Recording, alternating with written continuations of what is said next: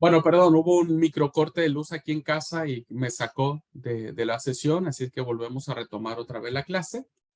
Bueno, les platicaba eso como un punto de reflexión, ¿no es cierto?, de cómo no perviven más las comunidades paulinas, pero sí los escritos a esas comunidades, ¿no? Muy bien, vamos a ver qué noticias preocupantes había, no todo era color de rosa, había noticias preocupantes. ¿Cuáles eran esas?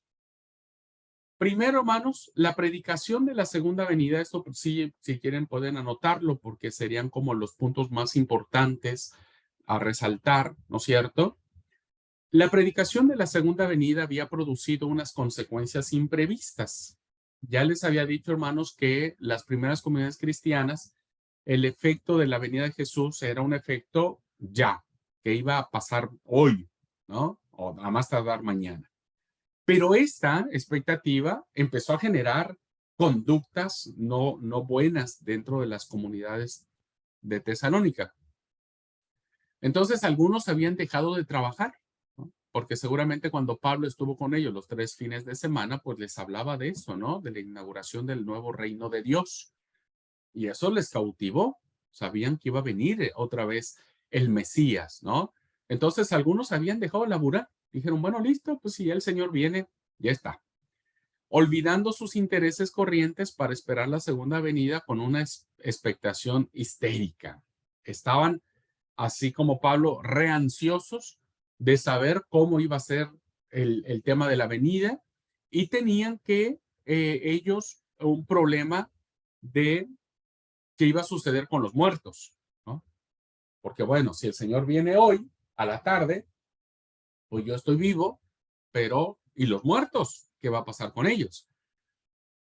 Entonces había una revuelta ante eso, ¿viste? Una expectación que se estaba volviendo un problema porque pues no era sana, porque ya empezaban a especular, ¿no? Vieron que cuando alguien no para el tema, se especula. Bueno, lo mismo sucedía con esto.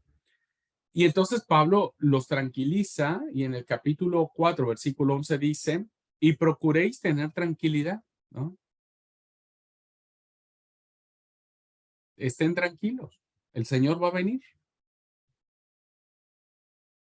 Ocúpense de sus negocios y trabaje con sus manos de la manera como les hemos mandado. O sea, si el Señor viene, no importa si ustedes están trabajando o no, Él vendrá, pero pues no utilicen esto como para que no se vuelvan ociosos, ¿no? Así es que bueno, tranqui nomás, dice Pablo. ¿Mm? Y les empieza a explicar.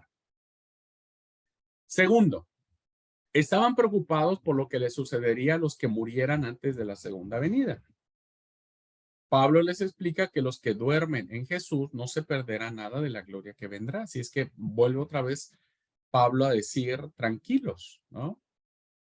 Realmente, hermanos, cuando nosotros leemos esta carta de Tesalonicenses 4, del 13 al 18, la intención paulina de escribir esto, hermanos, no tiene que ver para darnos eh, indicaciones precisas de cómo será la venida del Señor.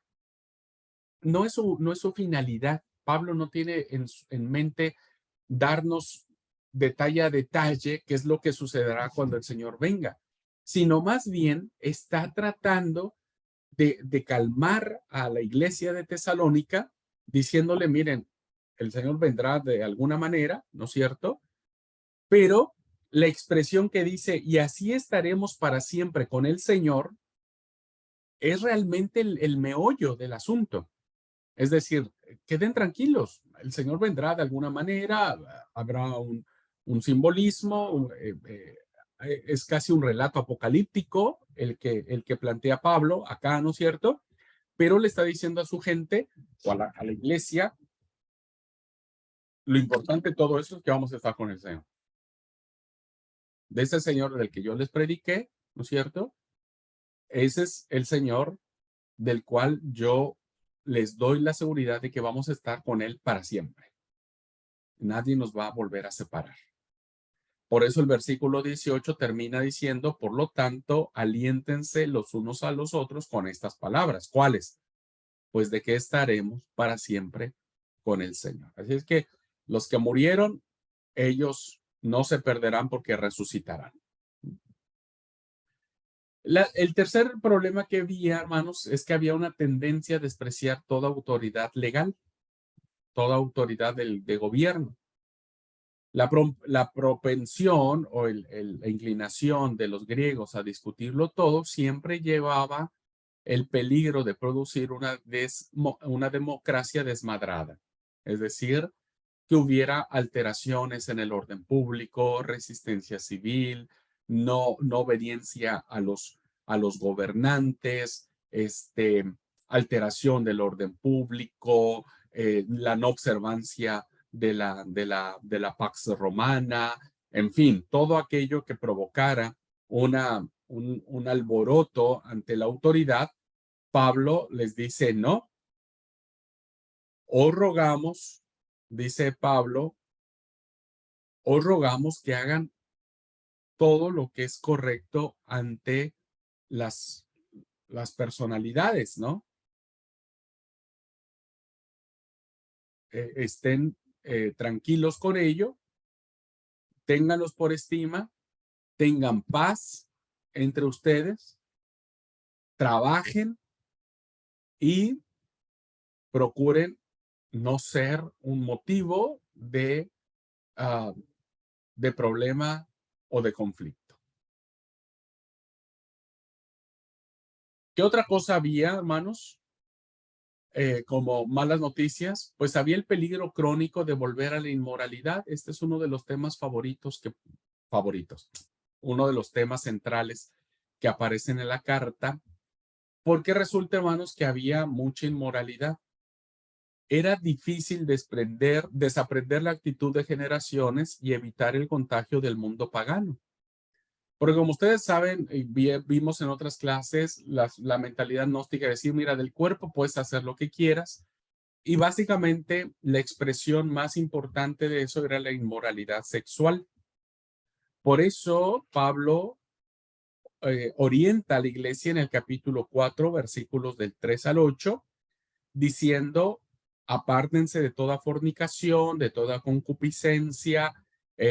Versículo 7 dice, porque no nos ha llamado Dios a inmundicia, sino a santificación.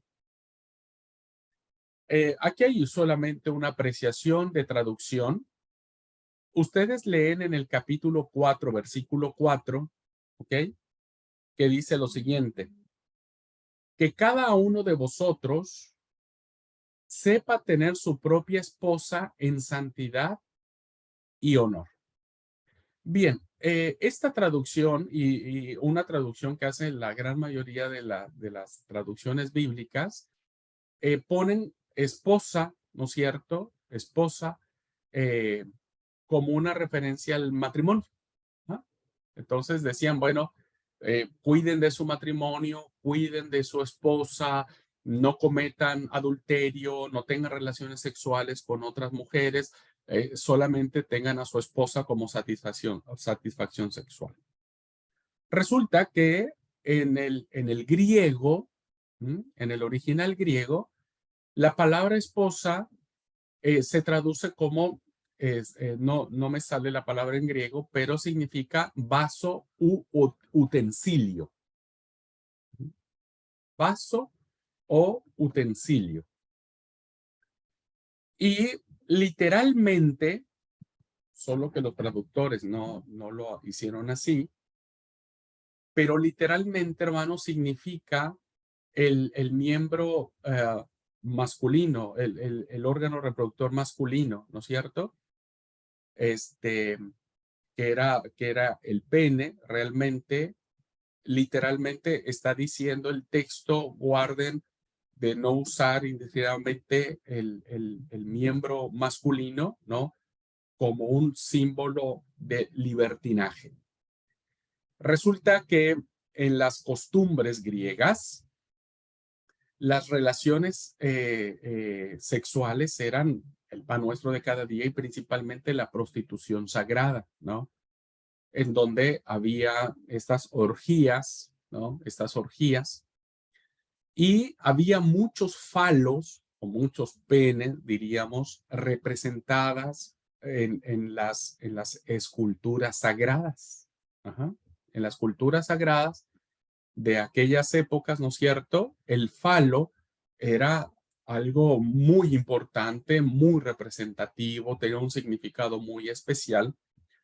Y entonces Pablo literalmente le está diciendo a los de Tesalónica, no utilicen su sexualidad representada en el órgano sexual masculino como un símbolo de desenfreno sexual o de libertinaje sexual, ¿no? Por eso Pablo hace un llamado muy fuerte, ¿no? Estas traducciones dicen esposa para no meterse en estos problemas, ¿no? Que en muchos casos sigue siendo un tabú. Pero literalmente está diciendo eso Pablo y eso entonces nos hace saber que sí, había una inclinación a seguir realizando lo que antes se hacía, pero que ahora en el nuevo evangelio Pablo los llama a ser, por eso dice, Dios no nos ha llamado a inmundicia, ¿no? Utiliza palabras muy fuertes, concupiscencia, inmundicia, fornicación, prostitución, etcétera, sino a santificación. Así que había un problema muy fuerte ahí del cual Pablo les pide por favor o les ordena que no hagan más eso. Un quinto problema, había por lo menos una sección que calumniaba a Pablo, ¿no? Como todo, pues si el pobre cristiano salió huyendo de Tesalónica, pues es muy probable que había mucha gente que decía, oiga, a ver, ¿cómo le van a creer a ese tipo? Vino 3 fines de semana, nos habló y ahora todo el mundo le cree. Obvio que, como en todo caso, surgía o sugería una, una contraposición. Entonces, esta sección o estos personajes sugerían que Pablo predicaba el evangelio por interés, ¿no? Para sacarle plata a los cristianos. Por eso Pablo sale en su defensa y en el capítulo 2, versículo 5 dice, nunca usamos palabras lisonjeras ni encubrimos avaricias, Dios es testigo, o sea, nunca quisimos aprovecharnos de ustedes. ¿Mm? El versículo 9 dice, porque os acordáis, hermanos, de nuestro trabajo y fatiga, como trabajando de noche y de día, para no ser gravosos a ninguno de vosotros, les predicamos el evangelio. Es decir, nadie nos mantuvo. Nosotros le metimos ficha, trabajamos. Pablo, evidentemente, tenía un oficio que se le conoce como fabricador de tiendas, ¿no? Pero había personas que le decían, a estos tipos vinieron nada más a quitarnos la plata. Y otros decían, no, Pablo es un dictador, un manipulador. Por eso es que Pablo sale en su defensa y dice el versículo 6, ni buscamos gloria de los hombres, ni de vosotros, ni de otros, aunque podíamos hacerlo como apóstoles de Cristo. O sea, nunca fuimos tiranos, nunca venimos a decir, yo soy un apóstol de Cristo y a mí me obedecen y a mí me tienen mala estima y me pagan, me dan plata y me hacen esto y les doy mi CBU para que me depositen para el asadito. Eso ya es muy tirano, muy autoritario, ¿no? El que tiene oídos para oír, que oiga. No, sino que Pablo sale en su defensa y dice, nosotros fuimos como un padre, como una madre, ¿no? Como una nodriza, alguien que cuida con amor a alguien que no es suyo, ¿no? Pero que lo cuida como si fuera suyo, en un ambiente paternal. Así es que Pablo les para el carro, les pone freno a todos. Y finalmente, había una cierta medida de división en la iglesia, como en todo, hermanos, ¿no? Como en todos. Pablo dice en el 4:9, pero acerca del amor fraternal no tenéis necesidad de que os escriba, porque vosotros mismos habéis aprendido de Dios que os améis unos a otros. No se dividan, ámense. Debemos amarnos. La unidad de la iglesia siempre fue un papel importante en la teología paulina. Fue muy importante. Y el otro ejemplo lo encontramos en el 5:13, que dice, y los que tengáis en mucha estima y amor por causa de vosotros, tened paz entre vosotros. Siempre cuando hay pleito, un grupo con el otro, y empiezan a tomar partido, pues se arma el tema, ¿no es cierto? Se arma la discusión, y Pablo le está pidiendo a los tesalonicenses que tengan paz. Bien, estos eran los problemas que Pablo trata de manera generalizada en su carta, y muestran evidentemente que la naturaleza humana no cambia tanto como nosotros pensaríamos que pudieran suceder. Los hermanos de Tesalónica eran bonitos, pero también tenían sus propios problemas, a los cuales Pablo, por medio de una carta, les saca estas dudas. Muy bien. Ahora voy a compartirles de manera muy rápida. Esto ustedes después pueden sacar una fotografía, pueden ir a la plataforma, volver a ver la clase y toman la fotografía de esto. Esto ya no pertenece al autor William Berkeley. Ahora voy a traerles a ustedes esta información que nos da el autor Raymond Brown. Y me parece interesante para tener como que un contexto general, y con esto terminaríamos la clase, un contexto general de cómo se estructura todo lo que encontramos en la carta a los tesalonicenses, la primera carta. Bien, en cuanto a la fecha, es el documento cristiano más antiguo que tenemos y la mayoría de eruditos lo data entre el 50 y 51, principalmente en su segundo viaje misionero de Pablo, que este segundo viaje misionero se cree que empieza después del Concilio de Jerusalén, que se da aproximadamente entre el 41 y 43, si no es que más tarde. Pero la carta es la más antigua y se data entre el 50 y 51. La procedencia es escrita en Corinto. Se cree que la carta se escribe en Corinto pocos meses después de la misión de Pablo en Tesalónica. Ya sabemos que huye primero a Berea, después se va a Atenas. Y en Corinto se escribe esta carta. Los destinatarios, como sabemos, es a los cristianos de Tesalónica, de origen mixto. Probablemente había judíos y había gentiles por las referencias judías que aparecen en el capítulo 2, versículos del 14 al 15. Es muy probable que haya habido también judeocristianos al respecto. La autenticidad, nadie discute ahora seriamente que esta carta sea auténticamente Pablo, que haya venido de la inspiración del puño y letra del apóstol Pablo. Así que por ese lado es auténtica, es una protopaulina, como le llaman. La integridad de la carta, la mayoría afirma rotundamente la autoría paulina. Pocos piensan, hermanos, que el capítulo 5 del 1 al 11 es una adición posterior, una glosa que le llaman. Pero la gran mayoría de eruditos consideran que todos los 5 capítulos que hemos leído pertenecen al apóstol Pablo. ¿Cómo está dividido el punto como lo vimos en la clase pasada? Bueno, está dividido por una fórmula introductoria que está en el capítulo 1, versículo 1, ya lo vimos. La acción de gracias, que tenemos estas dos acciones de gracias, una del capítulo 1 del 2 al 5 o del 2 al 10, como quiera leerse, ¿no?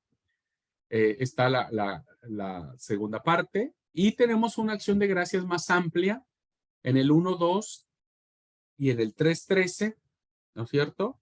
Tenemos una acción de gracias que se subdividen en estos versículos que aparecen en su pantalla. Tenemos el cuerpo de la carta, ¿no? Tenemos el cuerpo de la carta con dos intenciones, una indicativa y otra imperativa. El imperativa tenemos, la indicativa tenemos del 2, 1 al 3, 13 o muchos la ponen del capítulo 1:6 al 3:13. Ese sería la primera sección del cuerpo de la carta como indicación. Y como imperativo, es decir, ya con indicaciones más claras, más precisas, con órdenes, tenemos del 4:1 al 5:22. El 5:22. Y finalmente tenemos la fórmula conclusiva en el capítulo 5 del 23 al 28. Vemos entonces claramente cómo se cumplen los elementos de las cartas que vimos la clase pasada. Y finalmente tenemos la división de acuerdo al contenido. ¿Cómo podemos esquematizarla? Bueno, del capítulo 1:1 al versículo 10 tendríamos destinatario, saludos, acción de gracias. Del capítulo 2, del 1 al 12, tenemos la defensa o tenemos la apología de cómo Pablo se comportó en la iglesia de Tesalónica. Del versículo 3 al 16, tenemos otra acción de gracias posterior porque los tesalonicenses recibieron con mucho agrado el evangelio. Aquí hay otra acción de gracias. Del capítulo 2, versículos del 17 al 3:13, tenemos la misión de Timoteo, de lo que Timoteo fue a hacer entre ellos, y la relación actual de Pablo con la iglesia de Tesalónica.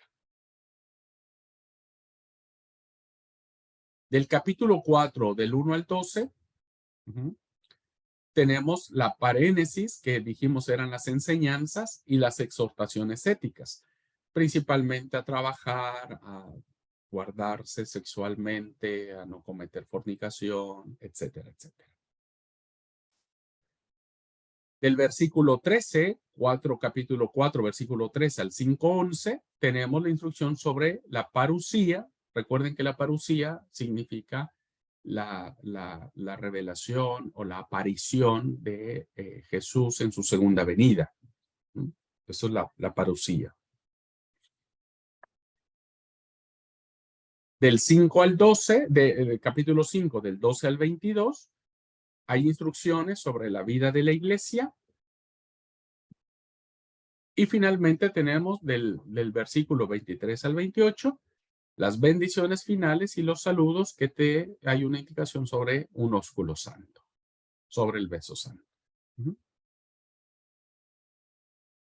Cabe aclarar que el versículo 27 es la indicación de la costumbre que se tenía en la antigüedad de circular las cartas. Perdóneme, no de circular las cartas, ese es otro texto que después voy a ver. No, esta es la idea de la lectura pública. El versículo 27 nos habla sobre la lectura pública de las cartas. Dice, os conjuro, les pido por el Señor que esta carta se lea a todos los santos hermanos. Las cartas fueron escritas para ser leídas en voz alta, ¿no? De ser leídas en voz alta. Muy bien, pues hasta acá hemos abordado a grandes rasgos lo que tiene que ver con la carta maravillosa del apóstol Pablo a los tesalonicenses. No pudimos abordar, hermanos, punto por punto, temática por temática, es prácticamente imposible, pero sí dimos algún panorama, algunas líneas, algunas pistas para seguir profundizando y acercándonos mucho más a esta hermosísima carta del apóstol Pablo a los tesalonicenses.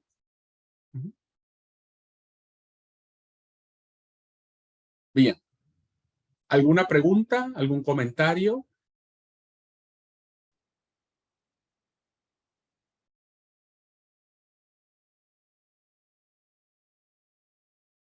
No sé si se entendió, si me di a entender. Muy difícil, hermanos, poder hacer todo este trabajo y tratar de hacerlo entendible.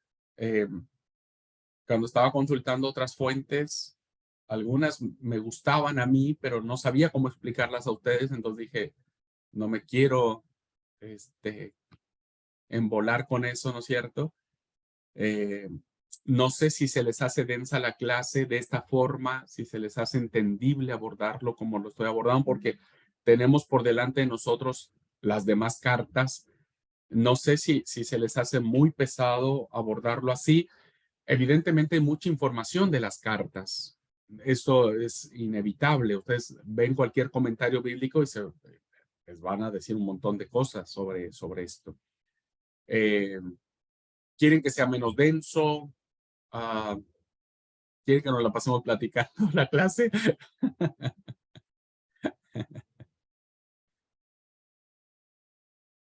Si se entendió, bueno, está bien. Eso sería mi preocupación. Yo quiero que ustedes aprendan. Wow. Sí, Repetí todo desde el principio, feliz. No, no es cierto. No, creo que, no, para mí fue claro, la verdad que bastante detallado para lo amplio que creo que tendría que hablarse de la carta. Pero me parece que justo lo que Pablo le preocupaba y la experiencia que él pudo haber tenido de relacionarse con los de Tesalónica fue exactamente, o es exactamente lo que hoy podemos estar viviendo, ¿no? Hablando de los peligros que él miraba que se corría dentro de esa comunidad. Pero sin duda creo que el haber tomado en cuenta que de alguna forma Dios no le permitió ir a todos aquellos lugares, sino llegar a esta ciudad, era con el propósito de que hoy todos nosotros pudiésemos también tener a la mano. Fue como ese parteaguas, me parece a mí, o entiendo de que el evangelio llegara a esta ciudad que era tan concurrida y tan accesible a otros caminos, que si no hubiese sido así, no sé, o sea, por ahí a lo mejor sí el evangelio hubiese llegado de alguna manera. Dios siempre abre las puertas, pero creo que esa es una de las cosas que yo rescataría, ¿no? Es como a veces uno se empeña por hacer alguna cosa y sin embargo Dios siempre va dirigiéndonos o redirigiéndonos a otra con tal de cumplir el propósito. Creo que Dios obró a través de toda esta experiencia que Pablo pudo haber vivido para que el evangelio se extendiera. Y bueno, creo que hoy no estamos lejos de vivir las mismas circunstancias de aquellos de Tesalónica, como de muchas otras de las iglesias que vamos a ir mirando, ¿no? Todas estas cosas que ocurrían, siguen ocurriendo hoy, ¿no? Dentro de nuestras congregaciones, dentro de lo que es el mundo, incluso evangélico en general. Y creo que eso nos da que pensar, ¿no? ¿Dónde debemos estar nosotros plantados? Si del lado de nuestras, como veíamos en uno de los puntos, de aquellas cosas que traemos por costumbre, de esas actitudes que son generacionales, o de aquellas cosas que hemos aprendido a través de la fe. gracias, gracias. Sí, la verdad que es Gracias. eh, como una aplicación, ¿no es cierto? Una aplicación muy interesante hacia esta expresión de cómo es ah, pues de preocupación, de ser, de estar, no sé, la verdad que es muy interesante. Eh, quisiera solo, miren, solamente como para que nos ubiquemos un poquitito. No sé si logran ver la pantalla. Sí, señor. Muy bien.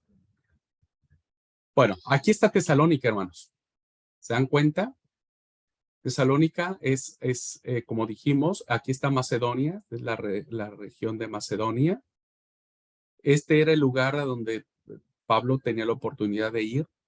Evidentemente, Tesalónica es el punto, ¿no es cierto?, que va a unir todo lo que es la parte del norte para conquistar el continente europeo. Aquí está Bitinia, ¿no es cierto? Asia, toda esta región de Asia, evidentemente, era una gran oportunidad de misionar, ¿no es cierto? Pero, bueno, se ubica aquí, es un puerto, es un lugar estratégico por el puerto que tiene, ¿no es cierto? Aquí está la vía Egnia o Egnacia, ¿no? Esta es fíjense, todo lo que une con el Mar Negro, con todo lo que es Bitinia, Galacia, Panfilia, toda esta parte, ¿no? Y vean cómo viene la vía Egnia, aquí, pasa por Neápolis, por Filipo, llega a Tesalónica, cruza Tesalónica y sigue todo hasta llegar al mar Adriático, ¿no? Y entonces ahí se subía hacia Roma y evidentemente hacia el norte. Entonces, Tesalónica está mucho más al norte, que deja todo lo que es la parte de Asia, Asia Menor, ¿no es cierto? Incluso Jerusalén está hasta acá, hasta muy abajo, ¿no es cierto? Aquí está Jerusalén y demás. Bueno, es para ubicarnos en el mapa, hermanos, dónde están. Aquí está Tesalónica. Y la próxima clase vamos a entrar aquí a esta zona que es Galacia, porque la próxima clase vamos a hablar sobre la epístola del apóstol Pablo a los Gálatas. A los Gálatas. Bueno, era solamente como para ubicarlos en el mapa, dónde estamos. Bueno, ¿alguna pregunta, hermanos? ¿Alguna duda, algún comentario? Pregunto, entonces si va a dar Galacia, leemos Gálatas. Perdón, sí, por favor, les pido que si pueden leer Gálatas, léanlo, por favor. Lean. Gracias. Muy bien, pues si no hay otra pregunta, otro comentario, deseo que pasen bien, queridos hermanos. Nos vemos el lunes, no tenemos clase. Nos vemos hasta el martes, Dios mediante, con la carta del apóstol Pablo a los Gálatas. Voy a reorganizar porque necesito contabilizar las semanas de clases que tenemos para ubicar que me dé tiempo de abarcar todas las cartas paulinas. Y si en algún caso tengo que reajustar y tener que ver 2 cartas antes y no les aviso con tiempo, bueno, de última leemos la carta que no les avisé en clase, ¿ok? Pero por lo pronto ahora lean la carta del apóstol Pablo a los Gálatas, ¿ok? Bueno, pues Dios los bendiga, hermanos. Linda tarde para todos. Cuídense.